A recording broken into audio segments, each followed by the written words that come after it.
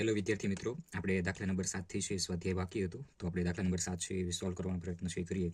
રકમમાં આપણને આપેલું છે એક ધાતુનું કાર્યવિધેય 4.2 ઇલેક્ટ્રોન વોલ્ટ છે. શું આ ધાતુનું 330 નેનોમીટર તરંગ લંબાઈના આપાત વિકિરણ માટે ફોટો ઇલેક્ટ્રોનનું ઉત્સર્જન કરી શકશે? ઓકે, સૌથી પહેલા આકૃતિમાં આપણે રકમ સમજવાનો પ્રયત્ન કરીએ. કોઈ એક ધાતુ છે એ આપેલી છે. ધારો કે આ કોઈ એક ધાતુ છે આપેલી છે. આ ધાતુ ઉપર કોઈ વિકિરણ છે એ આપાત કરવામાં આવે છે. આ ધાતુ જે આપેલી છે, આ ધાતુ માટેનું વર્ક ફંક્શન એટલે કે ફાઈ નોટની કિંમત આપણને આપેલી છે 4.2 ઇલેક્ટ્રોન વોલ્ટ. અને અહીંયાથી જે વિકિરણ આપાત કરવામાં આવે છે એની માટેની તરંગ લંબાઈની કિંમત આપણને આપેલી છે લેમ્બડા ઇક્વલ્સ ટુ 330 નેનોમીટર. તો હવે આ ધાતુની અંદર ઇલેક્ટ્રોન છે, તો એ ઇલેક્ટ્રોનનું ઉત્સર્જન થશે કે નહીં થાય તેનો જવાબ આપણે છે મેળવવાનો છે. ઓકે, તો જો આ જે વિકિરણ આપાત કરવામાં આવે છે એની પાસે રહેલી ઉર્જા એના કાર્ય વિધેય કરતાં જો વધારે હશે તો આ ધાતુની સપાટીમાંથી ઇલેક્ટ્રોન મુક્ત થશે, અને જો એના કરતાં એની કિંમત છે નહીં હોય વધારે તો ધાતુમાંથી ઇલેક્ટ્રોનનું ઉત્સર્જન થશે નહીં. તો સૌથી પહેલાં છે આપણે આ ધાતુ ઉપર આપાત થતા વિકિરણ માટેની ઉર્જાની કિંમત છે એ મેળવીએ. તો આપાત થતા વિકિરણની ઉર્જા, આપાત થતા વિકિરણની ઉર્જા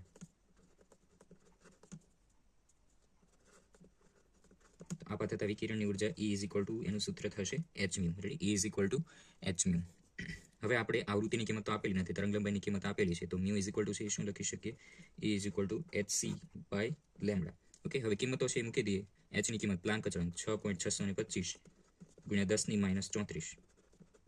રેડી, c ની કિંમત 3 × 10⁸ છેદમાં લેમ્બડા તરંગ લંબાઈ આપણને આપેલી છે 330 નેનોમીટર એટલે કે 10 ની માઇનસ 9. ઓકે, હવે જો આનો આપણે સોલ્યુશન આપવાનો પ્રયત્ન કરીએ તો અહીંયા આવશે 10 ની માઇનસ 17. ઓકે, 6.625 ગુણ્યા 3/330. તો એનો જવાબ આપણને મળશે 0.06022. ઓકે, હવે 2 પોઈન્ટ છે ઓલી બાજુ જઈએ એટલે 6.022 × 10⁻⁻19 જૂલ. ઓકે, આ જે આપણને ઉર્જાની કિંમત મળી એ જૂલની અંદર એની કિંમત છે એ મળેલી છે. આપણે ઇલેક્ટ્રોન વોલ્ટના કન્વર્ટ કરીને ચેક કરવું પડશે કે તે આના કરતાં વધારે મળે છે કે નથી મળતી. તો આને આપણે 1.6 × 10 ની માઇનસ 19 વડે ભાંગી નાખીએ તો E ઇઝ ઇક્વલ ટુ 6.022 ગુણ્યા 10 ની માઇનસ 19. જો એને 1.6 ગુણ્યા 10 ની માઇનસ 19 વડે ભાંગવામાં આવે તો એ ઇલેક્ટ્રોન વોલ્ટમાં છે એ કન્વર્ટ થઈ જશે.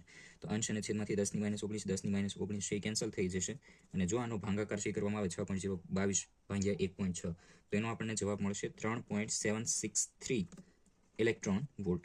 એનો મતલબ શું થશે? અહીંયા જે આપણને ઉર્જાની કિંમત મળી છે એ આ ધાતુના કાર્યવિધેય કરતાં ઓછી છે. રેડી, એની જે કિંમત છે લેસ ધેન 50 છે એ મળે છે. તેથી શું થશે? ધાતુમાંથી ઇલેક્ટ્રોનનું ઉત્સર્જન જોવા મળશે નહીં. ઓકે વિદ્યાર્થી મિત્રો, એના પછી આપેલો છે દાખલા નંબર 8.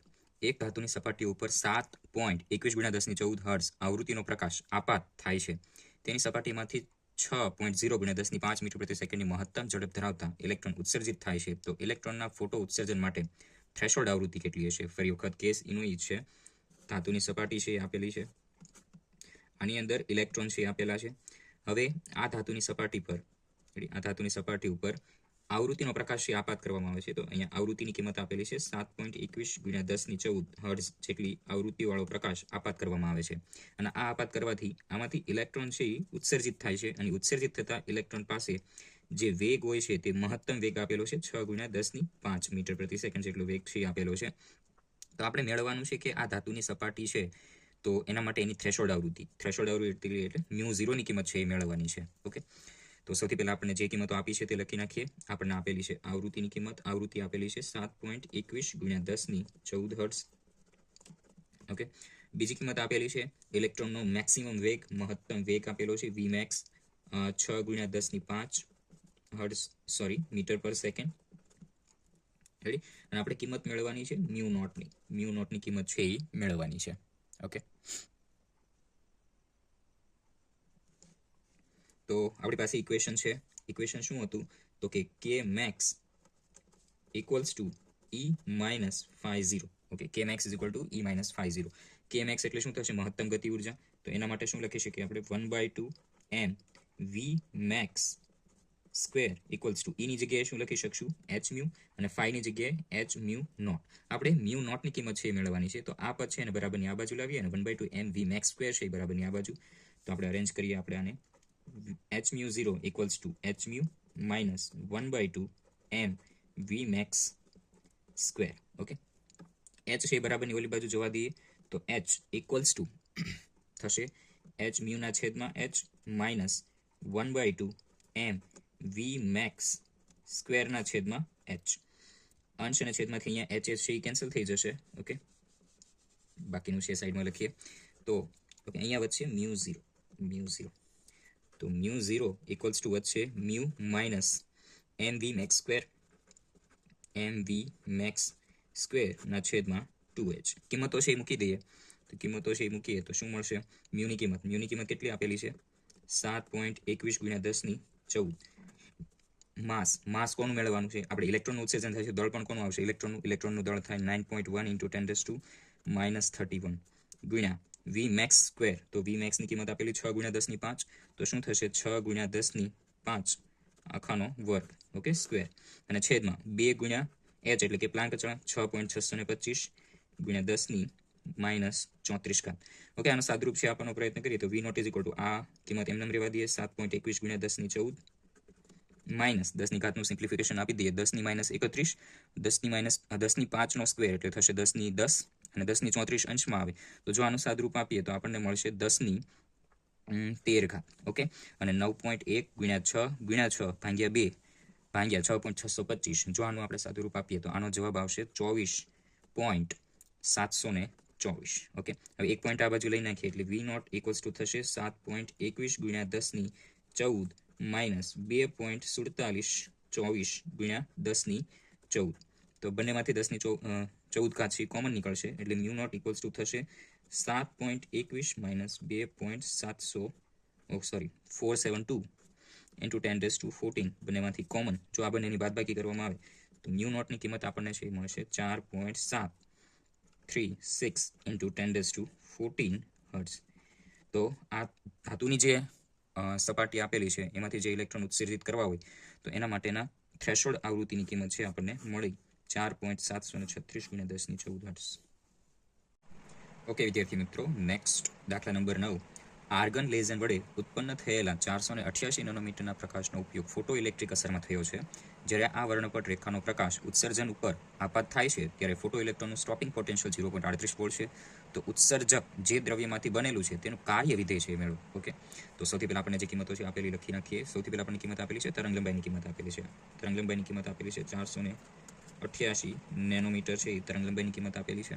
ઓકે, ત્યારબાદ છે આપણને કિંમત આપેલી છે સ્ટોપિંગ પોટેન્શિયલ છે એને લખવામાં આવે છે વી નોટની કિંમત આપેલી છે 0.38 વોલ્ટ. ઓકે, વી નોટની કિંમત છે 0.38 વોલ્ટ અને આપણને મેળવવાની કિંમત કીધેલી છે કાર્ય વિધેય φ0ની કિંમત છે એ મેળવવાની કીધેલી છે. તો આની સાથે સંકળાયેલું આપણી પાસે એક ઇક્વેશન છે આઇન્સ્ટાઈનનું ફોટો ઇલેક્ટ્રિક અસર માટેનું ઇક્વેશન. રેડી, આઇન્સ્ટાઈનનું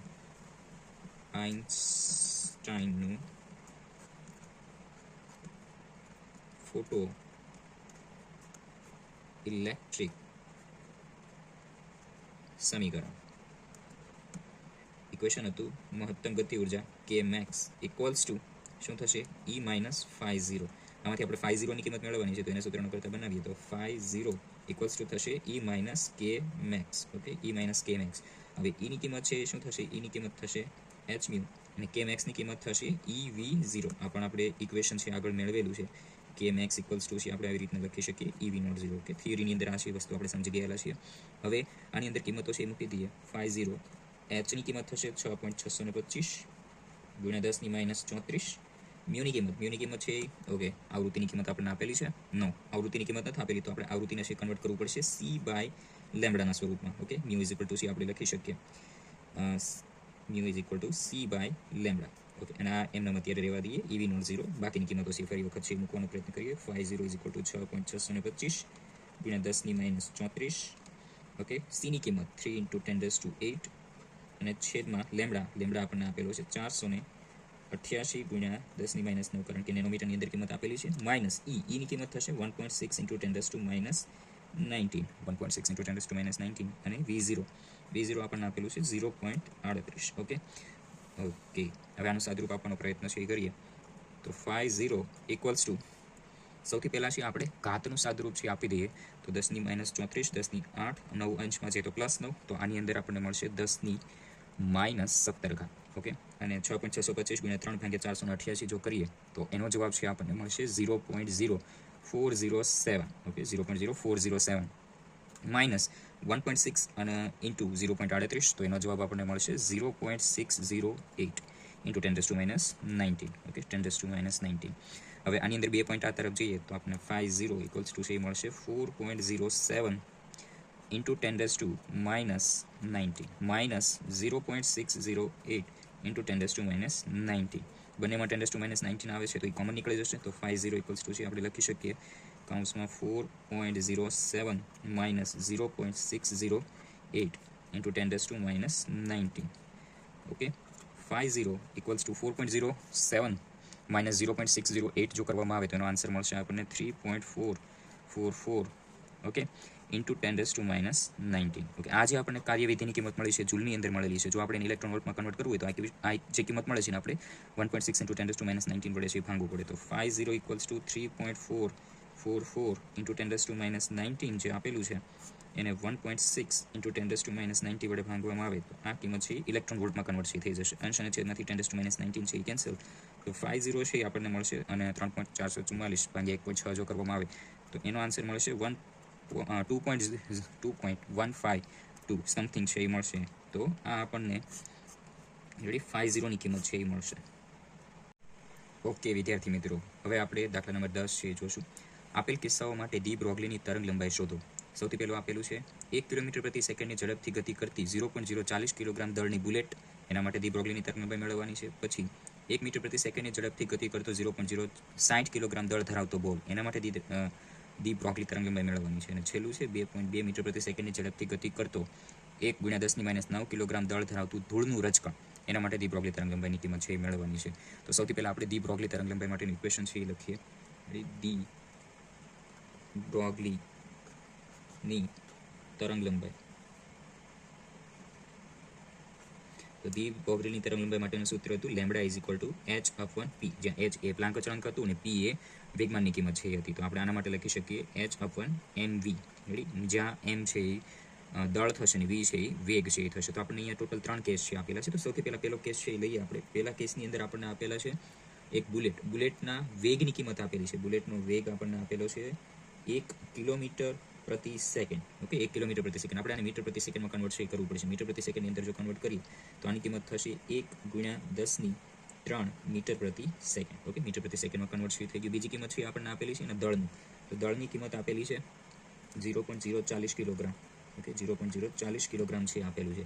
હવે આપણે એની ડી બ્રોગલીની તરંગ લંબાઈ મેળવવાનો પ્રયત્ન કરીએ તો ડી બ્રોગલીની તરંગ લંબાઈ lambda is equal two, ready, equation છે આપણે શું લખી શકશું, h/mv. કિંમતો છે એ મૂકી દઈએ. એચની કિંમત 6.625 × 10⁻34. ઓકે, છેદમાં દળ થશે 0.040 ગુણ્યા વેગની કિંમત થશે 1 × 10⁻³ ઓકે, હવે આનું સાદરૂપ જો આપવાનો પ્રયત્ન કરીએ આપણે તો 10⁻³ છે અંશમાં જાય એટલે 10⁻³ થશે, -34 અને -3 એટલે માઇનસ થશે 37. અને 6.625 ભાગ્યા 0.040 જો કરવામાં આવે તો એનો જવાબ જો આપણને મળશે 165.62. ઓકે, 165.62 સમથિંગ છે એનો જવાબ છે આપણને મળશે. ઓકે, જો આને વ્યવસ્થિત ગોઠવવાનો પ્રયત્ન કરીએ તો તરંગ લંબાઈ લેમ્બડા ઇઝ ઇક્વલ ટુ આપણને મળશે 2 પોઈન્ટ આ બાજુ જઈએ તો 1.656 ઇન્ટુ 10⁻35 મીટર. ઓકે, આટલી છે તરંગ લંબાઈ છે એ મળશે. આ તરંગ લંબાઈ બહુ જ ઓછી છે. હવે બીજા કેસ માટે છે મેળવીએ 1 મીટર પ્રતિ સેકન્ડની ઝડપથી ગતિ કરતો 0.060 કિલોગ્રામ દળ ધરાવતા બોલ. ઓકે, બી કેસ માટે છે મેળવીએ તો એની માટે આપણને વેગની કિંમત આપેલી છે 1 મીટર પ્રતિ સેકન્ડ અને બીજી કિંમત આપણને આપેલી છે દળની. તો દળ આપણને આપેલું છે 0.060. ઓકે, 0.060. આમાં તો આપણને બધું એક એસઆઈ એકમ જ આપેલું છે તો કન્વર્ટ કરવાની જરૂર નથી. હવે ડી બ્રોગલીની તરંગ લંબાઈ lambda is equal two h/1 થશે mv. ઓકે, તેથી લેમ્બડા ઇઝ ઇક્વલ ટુ hની કિંમત 6.625 × 10⁻34 અને છેદમાં દળની કિંમત 0.060 ગુણ્યા વેગ આપણને આપેલો છે 1 મીટર પ્રતિ સેકન્ડ. તો આમાં ઘાત તો એની જ રહેશે.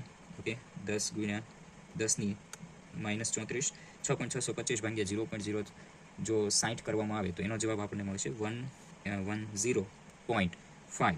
Okay, 110.5 into 10⁻14. 2 પોઈન્ટ છે જો આ બાજુ લેવામાં આવે તો લેમ્બડા ઇઝ ઇક્વલ ટુ આપણને કિંમત મળશે 1.105 ઇન્ટુ 10⁻2 ઓછી થશે એટલે 10⁻32 મીટર.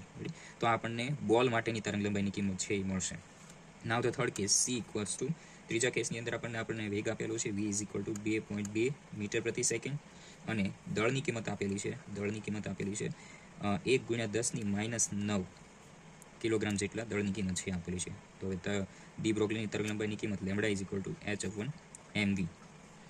તેથી lambda is equal two Planck અચળાંક 6.625 × 10⁻34 છેદમાં દળની કિંમત 1 ગુણ્યા 10⁻9 ગુણ્યા વેગની કિંમત 2.2. તો આમાં 10⁻9 છે અંશમાં જાય તો લેમ્બડા ઇઝ ઇક્વલ ટુ 10ની કેટલી ઘાત છે એ મળશે આપણને +9 છે અંશમાં જાય તો 10ની થશે -25. ઓકે 10⁻25 અને 6.625 ભાગ્યા 2.2 જો કરવામાં આવે તો એનો જવાબ મળશે 3.0113 સમથિંગ છે એ મળશે. ઓકે તો આને જનરલી છે આપણે ખાલી લખીએ છીએ કે lambda is equal to 3 × 10⁻25 metre. તો આપણને 3 ભાગ માટે તરંગલંબાઈની કિંમત છે એ મળે છે. ઓકે વિદ્યાર્થી મિત્રો, ના હવે છેલ્લો દાખલો છે. દાખલા નંબર 11. દર્શાવો કે વિદ્યુતચુંબકીય વિકિરણની તરંગલંબાઈ તેના ક્વોન્ટા એટલે કે ફોટોનની ડી બ્રોગલી તરંગલંબાઈ જેટલી હોય છે. ઓકે તો ફોટોની જે ડી બ્રોગલીની તરંગલંબાઈ હોય એટલી તરંગલંબાઈ છે કોની હોય છે? વિદ્યુતચુંબકીય તરંગોની. એવું આપણે સાબિત છે એ કરવાનું છે. તો આપણે ફોટોન એટલે કે કણ સ્વભાવ માટે ડી બ્રોગલીની તરંગલંબાઈ છે એ ખબર છે. ડી બ્રોગલીની તરંગલંબાઈ છે એ શું હોય છે? ડી બ્રોગલીની તરંગલંબાઈ. તો ડી બ્રોગલીની તરંગલંબાઈ હોય છે lambda is equal two h/p. Okay h/p જેટલી છે હોય છે. હવે આપણે સેમ આટલી જ તરંગલંબાઈ કોની છે? વિદ્યુતચુંબકીય વિકિરણોની છે એવું આપણે સાબિત કરવાનું છે. તો વિદ્યુતચુંબકીય વિકિરણો માટે છે એ શું લખી શકીએ આપણે? વિદ્યુતચુંબકીય વિકિરણો માટે આપણે એની ઉર્જા માટેનું ઇક્વેશન લખી શકીએ E is equal two mc². Okay જો આ c ને c છૂટા પાડવામાં આવે તો E ઇઝ ઇક્વલ ટુ લખી શકીએ mc × c. mc c એટલે શું થશે? વેગ. તો દળ ગુણ્યા વેગ છે એને શું લખવામાં આવે? વેગમાં P × c. જો આમાંથી p ને સૂત્રનો કરતા બનાવવામાં આવે તો P ઇક્વલ્સ ટુ થશે E/c અને E એનર્જી છે એ આપણે શું લખી શકીએ? તો કે એનર્જી ઇક્વલ્સ ટુ આપણે લખી શકીએ hc/લેમ્બડા ઇન્ટુ આ c તો છે તે 1/c. પણ આ જે તરંગલંબાઈ છે એ તરંગલંબાઈ કોના માટેની છે? વિદ્યુતચુંબકીય વિકિરણ માટેની. તો એના માટેની તરંગલંબાઈ છે ને આપણે લેમ્બડા ડેશ વડે છે એ દર્શાવીએ. અહીંયા અંશમાં પણ c છે અને છેદમાં પણ c છે. તો આ c છે એ કેન્સલ થઈ જશે. તો વેગમાન p ઇક્વલ્સ ટુ છે આપણને મળશે h/લેમ્બડા ડેશ. જો લેમ્બડા ડેશને સૂત્રનો કરતા બનાવવામાં આવે તો લેમ્બડા ડેશ ઇક્વલ્સ ટુ આપણે શું લખી શકીએ? h/p. રેડી? તો આ ઇક્વેશન નંબર 2. ઇક્વેશન નંબર 2 અને ઇક્વેશન નંબર 1 બંનેને જો સરખાવવામાં આવે તો ઇક્વેશન 2 અને ઇક્વેશન 1. તો સમીકરણ નંબર 1 અને 2 પરથી સમીકરણ નંબર 1 અને 2 પરથી શું લખી શકો? તો કે lambda equals to lambda dash. કારણ કે અહીંયા આપણે lambda is equal two h/p ને અહીંયા lambda dash equals to h/p. Ready? તો આ વસ્તુ છે એ સાબિત થાય છે કે વિદ્યુતચુંબકીય વિકિરણોની તરંગલંબાઈ ડી બ્રોગલીની તરંગલંબાઈ જેટલી છે એ હોય છે. ઓકે.